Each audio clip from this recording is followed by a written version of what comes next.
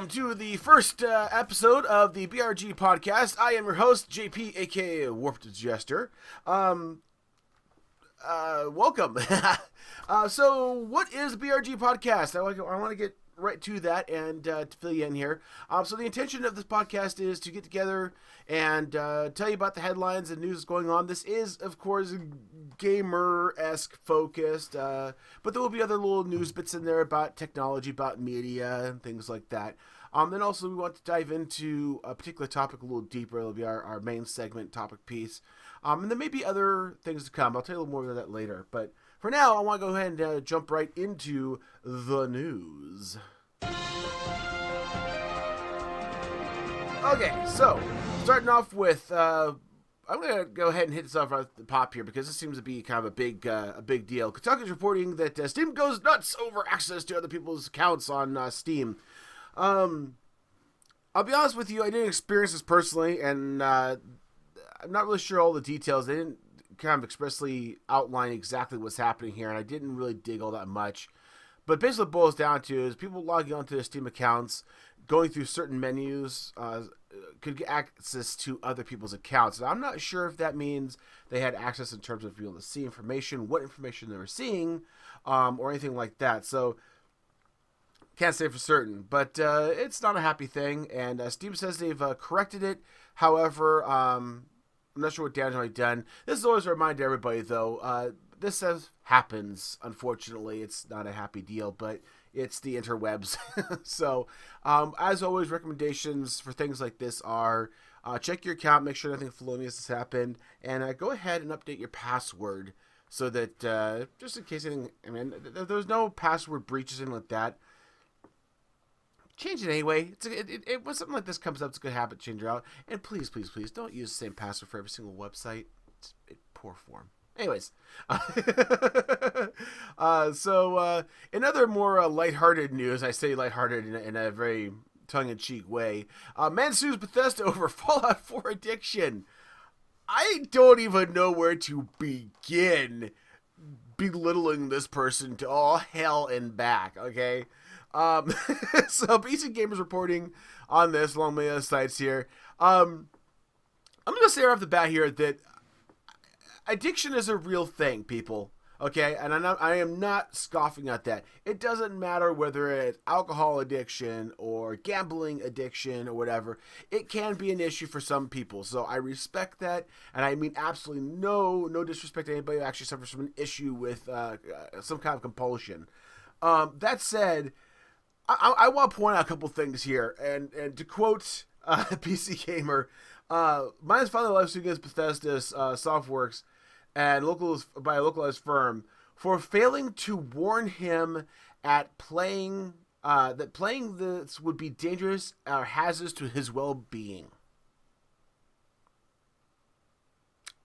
Yeah. The plaintiff is a 28-year-old Siberian person ended up losing his job because he's kept skipping work to play Fallout 4, stopped hanging out with his friends, and ultimately had his wife leave him. Okay. This is over a 3-week time span. I like the quote here from PC Gamer. Honestly, if your marriage falls apart after 3 weeks of a video game, the video game wasn't your problem.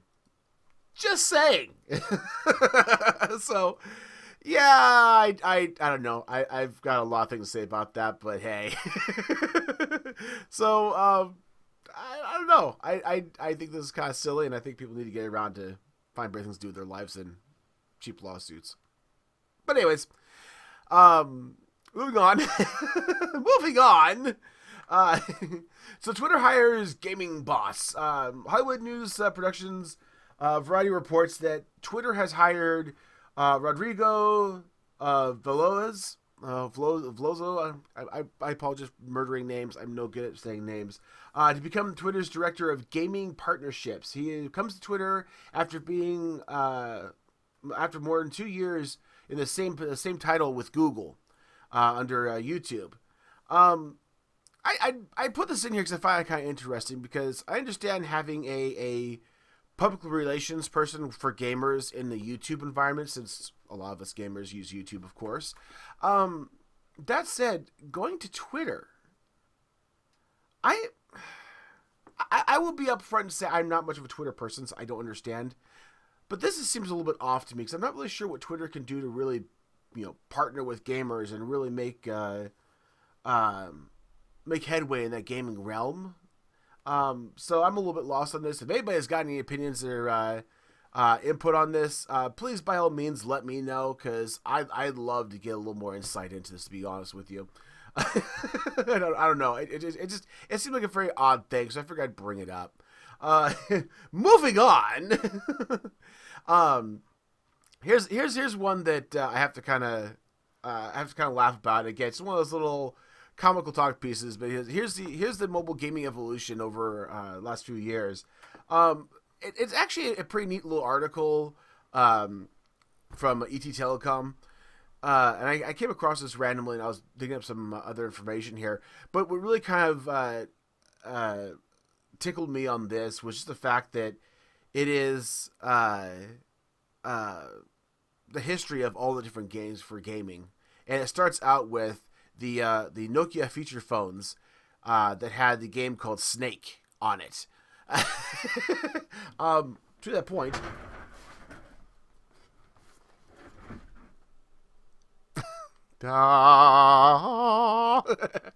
This actually is the phone they're referencing. This is the Nokia feature phone, circa 1998, more or less. And yes, it has Snake on it. And yes, I played Snake quite a bit on this because it was what's on there.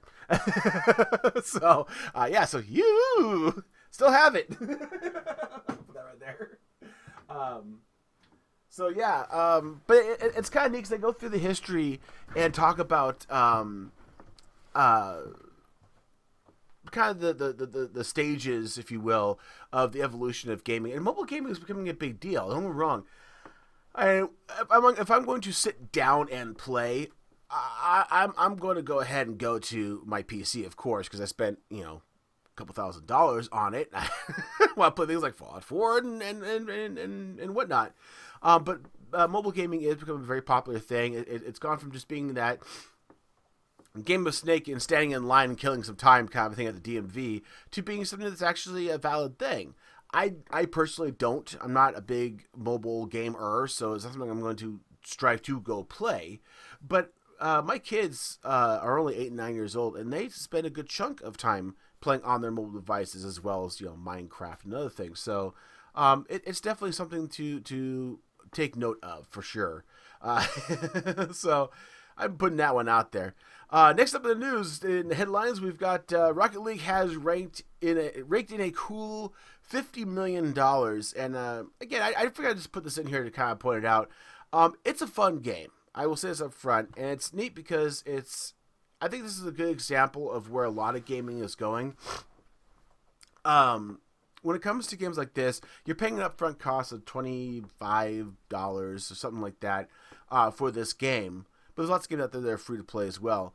And on top of that, you've got the in-game or DLC stuff that goes with it. And some DLC is free, but a lot of DLC is meant to be like a few dollars for like the DeLorean or the Mad Max themed and so on. So this is where games are going. And so I figured I'd kind of point this out here because they're doing very well in this. And of course, part of it is you have to have a good game, and they definitely do. This is a fun game. If you got $25 burning a hole in your pocket, I cannot recommend this game enough. Even for as lousy as I am, as for as little as I get a chance to play it, it is a fun game. So definitely a lot of fun there. Cute little factoid too is the DeLorean for the game. That wasn't Rocket League going out to the studio saying, "Hey, can we get the rights to the Back to the Future machine to put it on here?" The studio actually came to them. So, a lot of people are recognizing this. So, anyways. Moving on, another thing that's near and dear to my heart is World War Ships is getting a sci-fi anime mod, or mode to it. This is a little bit funny to me because I'm a big fan of animation, and I do try to go out and find anime wherever I possibly can. This one looks really interesting. This is Arpico Ars Nova. I'll just call it Ars Nova.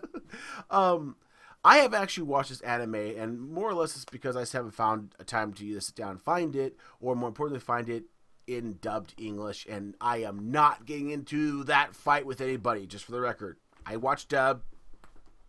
End. But it's cool because it's a neat partnership between World of Warships, which is a really, really fun game, and a popular anime that is that era of ships as well. So it'll be fun to see what they come out with.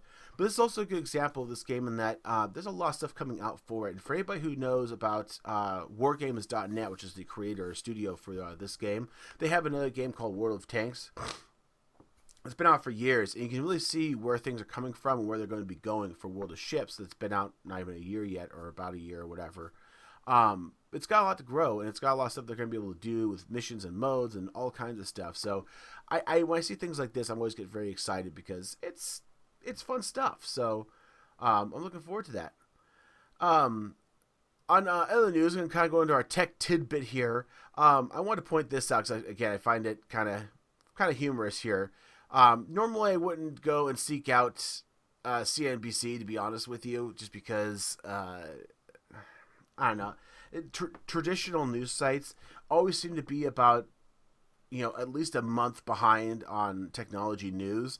But this is what I found very interesting. Just saying about, basically what the point of this article is about, is saying that virtual reality is going to be the next big thing to invest in, and this is more from like the hardware, gaming, and things like that. And they're saying some of the stats they have for hardware and software in the space will rake in an estimated $2.3 billion in revenue for 2015, for this year. Now that's a lot when you think about the fact that really and honestly, when it comes to VR systems, there aren't really much in the way of VR systems out there right now that are actually unreleased. They're not out of beta yet. And there's not a terrible amount of stuff, games, content, etc. to really go with it. I mean, I'd honestly say, you've got the Oculus Rift, which has been floating around in beta for forever and a day. And then you've got Google's Cardboard, which actually is a popular method of doing 3D look-arounds. I've actually had commercials on YouTube that are VR-enabled commercials that I can actually look around and watch the commercial in a VR mode. So it's already making its way into the marketing realm, which kind of tells you a lot. So I find that kind of interesting. They're also saying that by 2018, they're expecting to have $5.2 billion coming in. So there's definitely a growth market there. So hey, that's kind of amazing. So yeah. So one last little thing I want to put in here. This kind of comes under our title of that's random. Is the PC Gamers take on the EULA agreement, and I wanted to put this in here. I actually found this before Christmas and just didn't get a chance to do the recording. So, but I'm going to sit here anyway because it is just an absolutely fantastic take on it. It basically boils down to if you're sick and tired of these EULAs that are all lawyer speak that you have to agree to, which nobody reads. If you do, great. I kind of look at people saying that you read the EULAs like I do people saying I don't masturbate. You're probably lying. Just saying. But seriously, the EULAs they have. By the way, if you don't understand what a EULA is an end user license agreement. These are basically the big text that comes up. You have a little button say accept or decline, and they kind of anticipate you're supposed to read that and understand what you're agreeing to because it's a contract of sorts. It lets you know things like, hey, this game you bought on Steam you really don't own exactly, or hey, if you do anything in this content you have to give us the rights to it, or whatever. But this is a really cute one that talks about the EULA. It's all about you and you basically striking a agreement with the company to get rights to like your credit card to actually charge you. So I highly encourage, go ahead and head over to PC Gamer. All the show notes will have all the links we're talking about today. Go ahead and read through it. I was snickering through the whole thing. I really enjoyed the read on this. So props to them for this article. I really did like it. So that is the headlines. Again, I try to keep things a little bit slim and short here. Headlines usually about 10 or so headlines I'm going to put in there. And that's why I give you kind of a heads up what's happening out in the world. I'm sure there's other big things out there that I may miss. I apologize. You're certainly welcome to hammer me down in the comments. And, hey, you really should have brought up X, Y, and Z. Fair enough. So beyond that, I want to take a quick break here and just put the props or put the shout out to the BRG community. Hey, if you haven't heard of BRG or haven't been over to BRG or ballrocketgaming.com, I highly encourage you to head over there. I am one of the founding people, so I'm, of course, a little biased for the group. But that said, BRG is a gaming-dedicated collective. It's actually, we're kind of getting to a point now where, yeah, we're still built around gaming, but we're kind of focusing more on the content creation, the media of it. And it's not just videos or Twitch streams. We have talented individuals that do music, videography, map making, you name it. We've got people there. So Battle Rocket Gaming is a great place to go. It's a great community if you want to connect with people. And do games together, etc. So I definitely encourage that you go ahead and head on down over to ballrocketgaming.com. Check us out. You can check some of the forum posts, the feed posts. We talk a lot. There's a lot going on there. And if you like, sign up. So check us out. Moving on, I want to jump right into the topic piece for today. Again, this is kind of our main segment where we spend a lot of time kind of going in depth. Talking about things. I'm going to apologize. I keep sniffling. I apologize. It's winter. I'm cold. That's why I've got my little blankie around me. And just, yeah, for the record, this is not a Snuggie. This is a slanket. It's longer. So it covers my feetsies. Anyways, so the topic piece today I actually want to talk about is YouTube Red. And this is kind of old news. Already, because when the topic first came up in October, there were a lot of YouTubers who made posts about it and talked about it, and some of them were just flipping it up, said, "Oh my God, YouTube is changing," and of course, change means it's bad. The problem is, a lot of them didn't know what the details were, and they were already putting videos up to be the first out there to talk about it, and probably just to get clicks, to be honest with you. But they didn't have any idea what the hell was going on. They didn't know what the details were. A lot of other YouTubers followed up and started actually putting valid comments up. And I say valid in that they actually were talking about the facts that were portrayed to them or the information they were given, as opposed to speculation. So, that's kind of an aspect of it. Now, I actually want to come from a different vantage point here. I am a YouTuber hobbyist. I don't have any anticipation to think that my channel is going to become a career for me. I'd love it to, like anybody else that's on YouTube. I'd love to make that my career. I absolutely would. But it does take a lot of time and dedication, and there's that threshold. Even if you're doing really well, you're starting to get thousands of people following you. There is that threshold you get to where you have to make that leap and, dedicate 24/7 to the job, which means dropping your other job.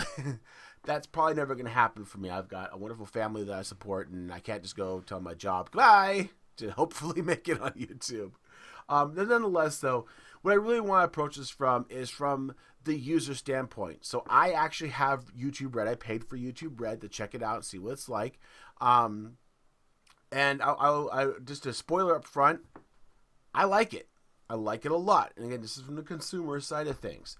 So let me give you the specs and details here, and I'll fill you in a little bit. If you haven't heard of YouTube Red, that's fine. Anybody outside the YouTube bubble kind of hasn't. Even though there's ads out there, it doesn't really connect with people. So YouTube Red launched on October 28th in the U.S. and a couple other partner countries. It is a monthly subscription. It's $9.99 per month. And basically, it gives you a few perks. The first is no ads. So when you play a YouTube video, there's no ad breaks at the beginning, the end, or in the middle. It's straight up just you get to watch the video. It's kind of like we have an ad blocker. And this is one of the things people brought up a lot as well. People can just put an ad blocker in. Yes, but there is more. You can download YouTube videos for offline play on your mobile device. Now, to be clear, it isn't like pirating. Like I can download the video, and I'm sure there's probably some way to take whatever it is downloaded and convert it into a video format, like an MP4 or something you can play later. But the intent of it is you can download it and then play it through the YouTube app on your mobile device, even if you don't have connectivity. This is kind of a big deal for me because I live in an area where outside of my house, I've got a 20-minute commute down the coast that has no connectivity whatsoever. I'm not even cell connectivity. We're talking bupkis. So that's kind of a nice perk. That's a advantage for me. It also has other features.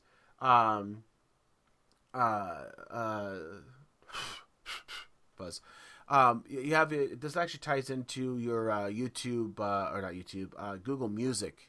If you haven't heard of Google Music, again, not shocked. Google's not really good about promoting things, but Google does have a music service. It's kind of, sort of like Pandora or those kind of things.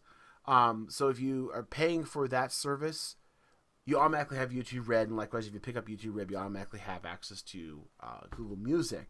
So those are some of the basic features and functionality. I also like the fact that for mobile aspects, if you're playing a video, like a podcast like this, there really isn't much of a need to actually look at the screen per se. You can actually turn the screen off on your phone, and the audio still plays. Again, it's another feature I really like, because I listen to a lot of news-type podcasts on YouTube, and having to leave my screen on just means I'm going to burn my battery while it's in my pocket, which makes no sense. So that's another nice little perk I have. So to that end, from the consumer standpoint, I really, really like this. It also it's supported on, of course, YouTube, on your browser, as well as Chromecast, Android devices. It's also supported on Apple TV, many of the consoles, 360, One, Wii U, PlayStation 3 and 4, Roku, most of the Roku series, and a couple of smart TVs also support this. Curiously, well, not even curiously, not currently supported on Amazon Fire.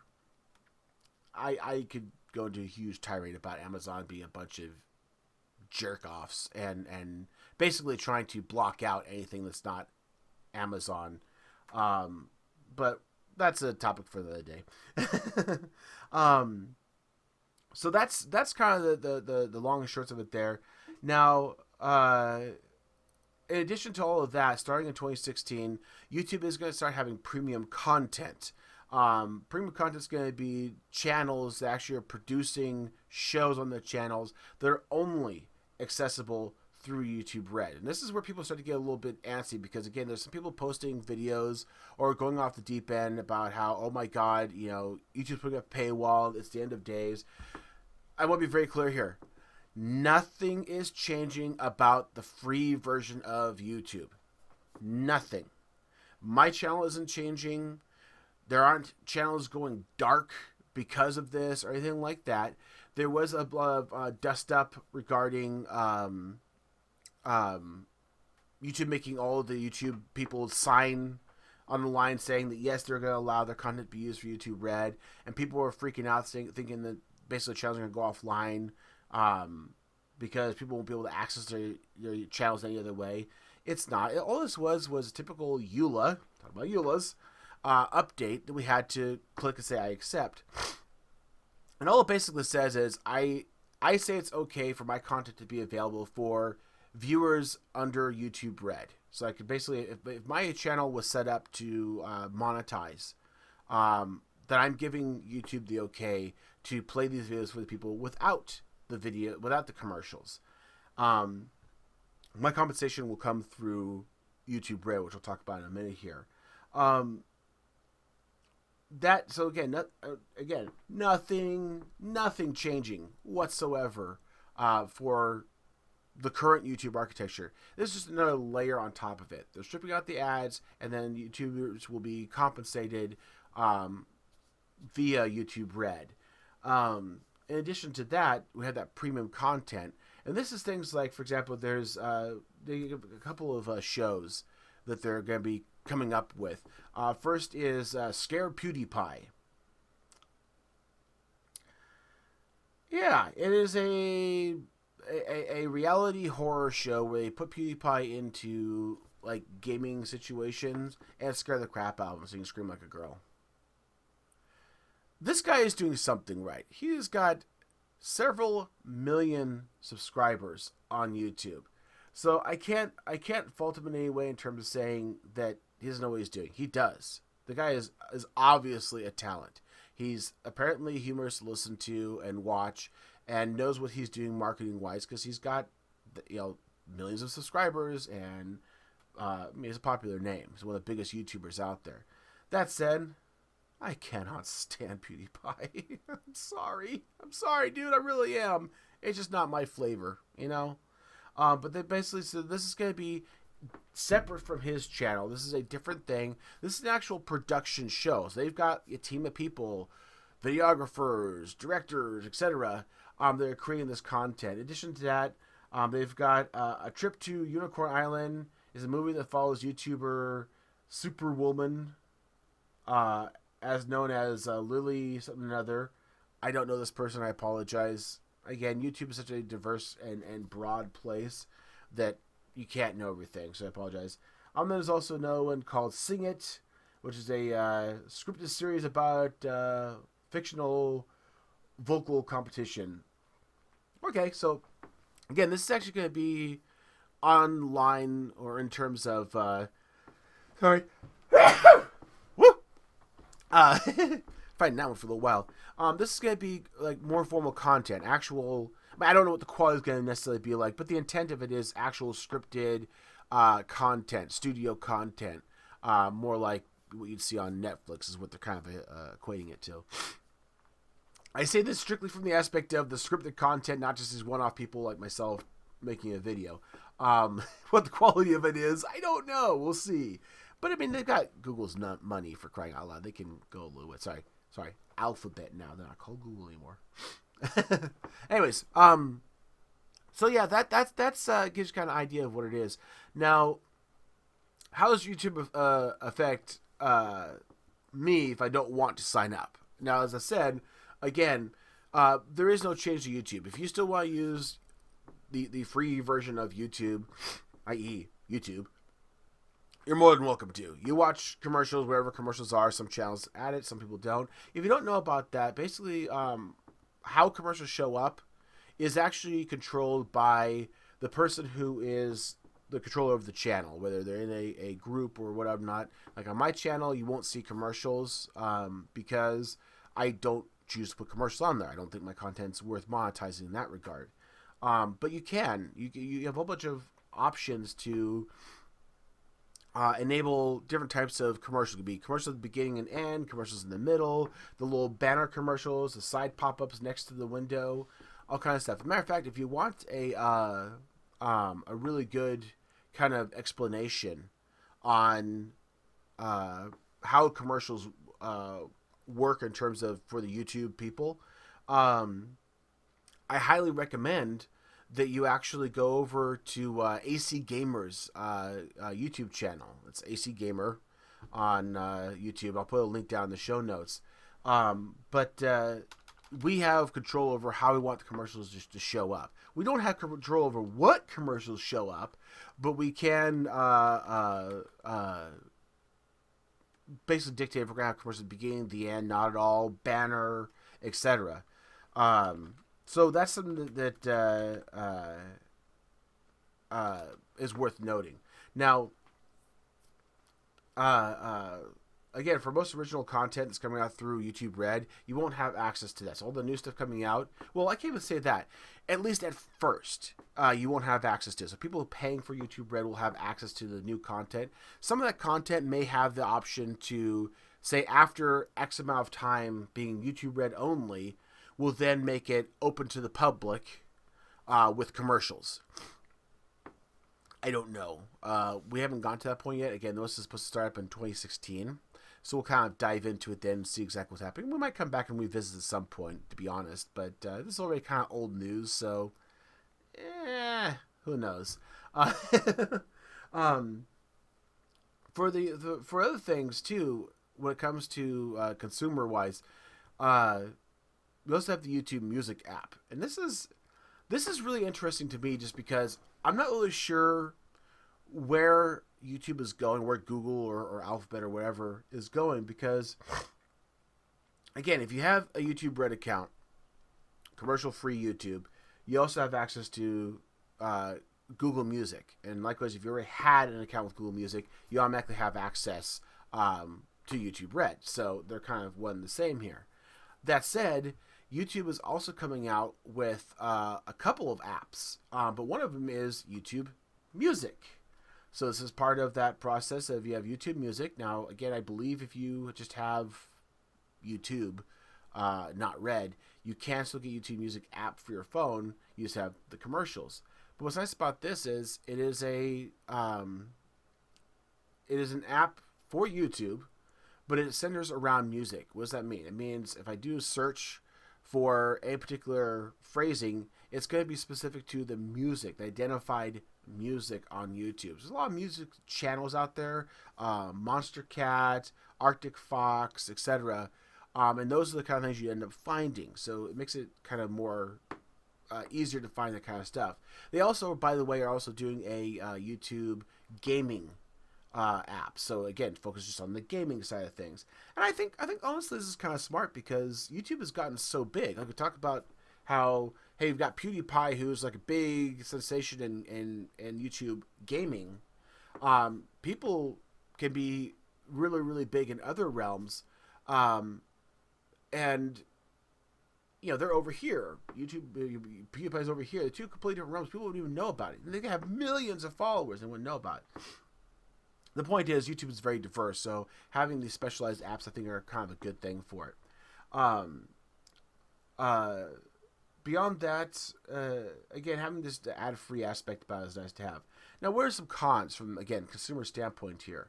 Right off the bat, you don't have the ability to have any kind of sibling accounts connected to this. So I pay $10 a month for my YouTube, my logged-in YouTube channel, to be ad-free. And this is, to be clear, I actually have two different YouTube channels. I have WarpedJester, which is my personal / soapbox. I actually do like unboxings and soapbox rants on there.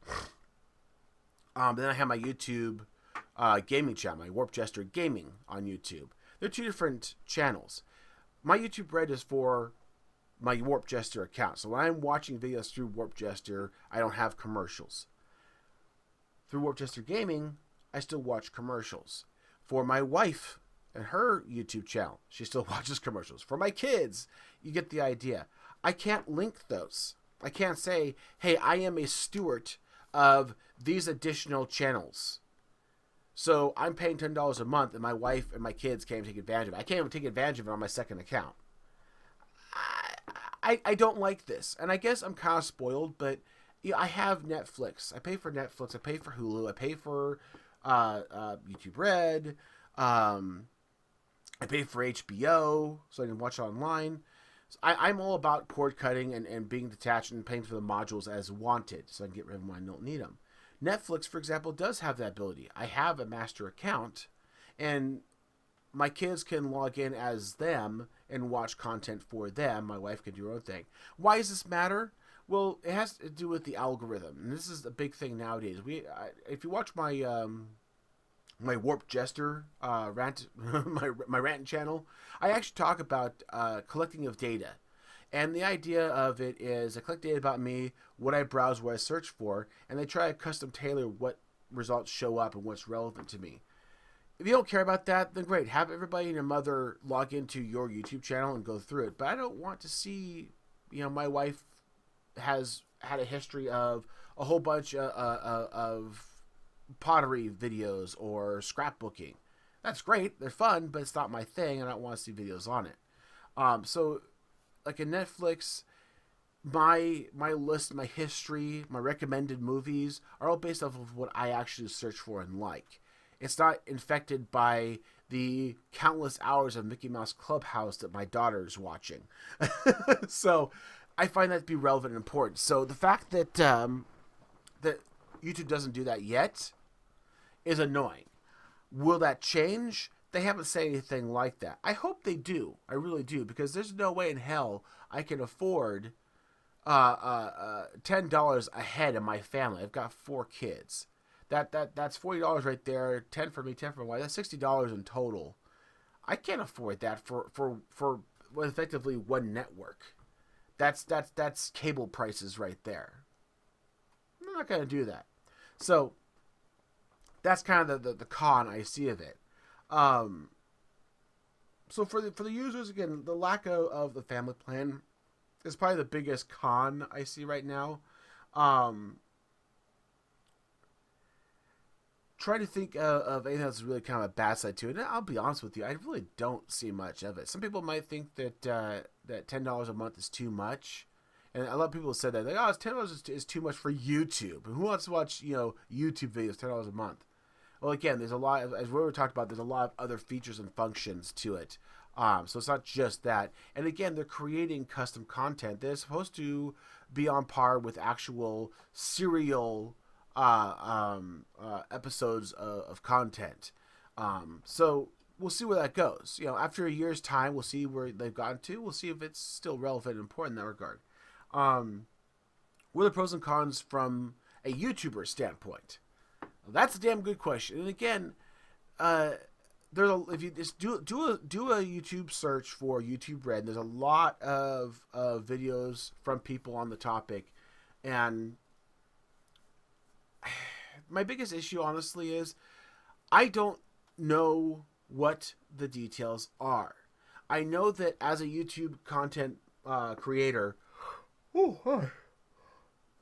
sorry, as a YouTube content creator, we're going to get a cut of the revenue from YouTube Red.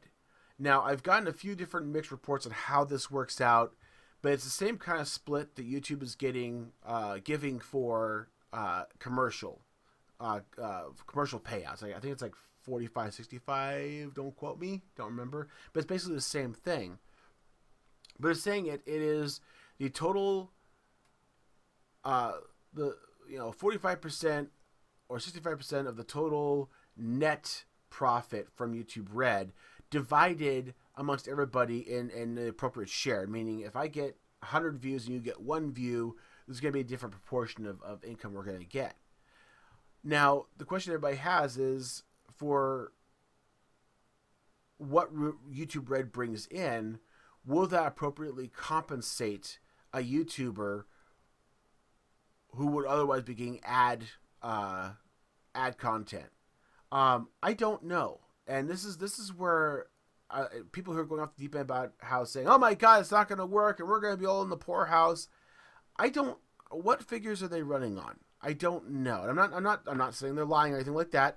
Okay, I'm just saying I do not know. We don't have any idea what the revenue is going to be from YouTube. If you're saying take the entire amount of income from YouTube Red and dice up amongst the people who have watched, well, how does that work? Because if I watch a couple of different people and that's it, they're getting those numbers. But does that mean if I watch 5 different people in a month, that means that amount is going to them versus 500 people a month? You have to divide it amongst more people. I don't know. And that's one thing that, because I'm not sure about it, I'm really hesitant to start spewing fire and ripping all over YouTube, or ripping over anybody who's ripping on YouTube, because the jury's out. We don't know what kind of income is going to be coming from it. We're not going to start knowing until the income starts coming in, and that's even if there's even a discernible difference. So if I get a paycheck from YouTube that says, "Hey, by the way, here's a line item breakdown, and here is the amount of money you made from commercials, and here's the amount of money you made from YouTube Red," nobody really has any ideas. So I'm gonna just say we're a few months in. We'll see where it goes. We'll see if anything pops up later. Here's a tall tale sign I will say, though. If 6 months goes by, a year goes by, and none of these YouTubers who were spouting fire and freaking out have a new video saying, "Hey, I was right," or "Hey, I was wrong," chances are they're probably wrong. I hate to say it. And I'm not trying to be mean here, but the fact is if they're saying, "Oh my God, it's going to be the end of me," and a year from now they're still putting out content and not making one mention about YouTube Red, there's a good chance they're probably not being affected that much. I'm not saying this is the truth. This is my speculation. This is my hypothesis of where things will go. But we'll wait and see. In the end, though, we'll see what happens. I will make one note here because it's in case anybody tries to call me on it. The whole thing with us having to agree with YouTube with that EULA update, saying that we have to agree to them, otherwise, bad things. I said nothing bad will happen. It's just we're saying they can use the content. There is that one stipulation. This is not just this time. This is always. If we don't sign that EULA, all of our content goes private, meaning it's still there, but it's not viewable to the public. It's not searchable, anything like that. So just caveat, little disclaimer there. So that's my take on it. Again, I'm taking this very much from a consumer point of view because I did pay for YouTube Red to try it out, see what it's worth. I will continue to pay for it for right now. It does serve my needs. I am a special, unique case. I do have a half-hour commute that is without connectivity or reliable connectivity. So having offline play is very important to me. I do listen to music at night when I go to sleep because I have tinnitus, and having music playing helps alleviate that. And not having these jarring effing commercials that last 2 minutes between songs is enjoyable. So I am kind of a fringe case in that regard. That said, I can certainly see a lot of this being beneficial to a lot of people. I've had a lot of different news people say, well, this is ridiculous because you got people like, followers of PewDiePie are going to pay $10 a month to watch PewDiePie's channel. They're not. All the 13-year-olds are not going to pay $10 a month to watch his channels. Duh. This is going to be people like myself that are older, have a job, and don't mind paying a few dollars for content and not have the commercials as well as the other perks. So is it enough? I don't know. Will they add more features? Absolutely. Will they add the family plan? I hope so, because it's something that is definitely worthwhile, in my opinion. So that's my take on it. Again, please feel free to give your input on the comments below, and I appreciate your candid opinions. But just please understand, I'm one of those people that I'm very, very staunch about the whole aspect of there's a difference between opinion and fact. If you're stating an opinion, that's fine. And if it's opposing opinion, that's great, because I love having back and forth people. If you're stating it as a fact, give me a link. I want to know where to go to find out these facts, because I'm missing something on a lot of this stuff. I know that. So definitely let me know, because I love to learn. So anyways, I'm going to go ahead and wrap it up here. I appreciate you spending the time with me. Again, this is our first episode, and there are a lot more to come, I hope. I'm going to try... But my intention is to get this to a weekly point. It really depends on my capacities and ability to basically dredge up the content, do the recording, editing. It is a beast of a thing to do. So I will do what I can to get this out as close to weekly as possible. However, if I miss a week or if I'm taking 8-9 days instead of 7, I apologize. Also, give you a little more a little more info about the podcast. The intention is not to have me rambling for 40 minutes every time. I do want to have guest hosts on. Hopefully have a little more dynamic conversation, get other people's opinions on things. If you're interested in joining me for this, let me know. I'm going to probably having, BRG members and friends of, if you will. So definitely head over to brg.com to learn a little more about this, and you can find out how to join us and eventually how to get on here. Idealistically, I would like to see this grow into, say, a 2-host permanent thing, and maybe have a guest host pop on every episode. That'd be really nice to have. There are a lot of other elements to this, really adding to. There's a lot of other segments I want to do. In the news bites, we have like the tech tidbit, and then that's random tech headlines. But other segments I want to have are things like Geek and Share, which is going to be people will be able to do share elements they enjoy, from collectibles to card games to whatever else. Reviews on products, viewer feedback. If we start getting a lot of people commenting and giving feedback, we'll start actually responding to that feedback in the video. So definitely look forward to that. And of course, every once in a while we'll have interviews, which will be fun to have. So look forward to that as well. Beyond that, if you have any questions, concerns, whatever, please feel free to make comments down below. Comments are just that, they're great comments. If you have a more detailed thing you want to relay to us, if there's links you want to portray to us, etc., you can go ahead and send an email to bottlerocketgaming@gmail.com. Feel free to send us an email there. We'll check every once in a while and see if we can't pull those out to talk on the topic of the viewer feedback on our show. So, as always, again, my name is JP, aka WarpedJester. You can find me over at youtube.com/WarpedJester or youtube.com/WarpedJesterGaming. Those are my two different YouTube channels. I am all over the interwebs. If you pretty much do a Google search for WarpedJester, all one word, most of what you see there is me. So, Twitter account, I think, is WarpedJesterMC. I don't do the tweets all that much, but I am there. Likewise, twitch.com/WarpedJester. Again, just do a search, you'll find a lot of me. And of course, if you really want to get a chance to actually talk to me and have dynamic conversation, definitely go over to bottlerocketgaming.com. I do check there frequently when we do like the chat. So, anyways, that's it for today. Thank you so much, guys. Have yourself a great one. Bye.